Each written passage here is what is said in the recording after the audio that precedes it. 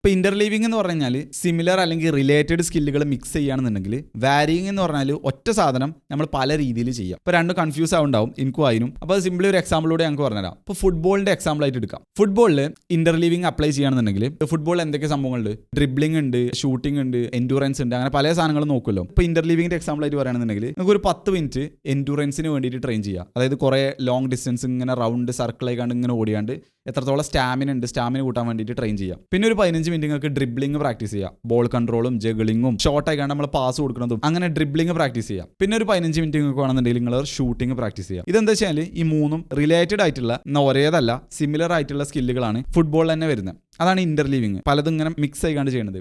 അതേസമയം വാരിയിങ് ആണെന്നുണ്ടെങ്കിൽ ഇപ്പോൾ നമ്മൾ ഒരു സാധനം എടുക്കുകയാണെന്നുണ്ടെങ്കിൽ ഇതിലിപ്പോൾ ഷൂട്ടിംഗ് എടുക്കാം. ആ ഷൂട്ടിംഗ് നമുക്ക് എന്ത് ചെയ്യാൻ പറ്റും? പെനാൾട്ടി ഷൂട്ട് ചെയ്യാൻ പറ്റും. അതായത് പോസ്റ്റിന്റെ നേരെ നടുവിൽ നിന്നാണ്ട് ഷൂട്ട് ചെയ്യാൻ പറ്റും. ഫ്രീ കിക്ക് എടുക്കാൻ പറ്റും.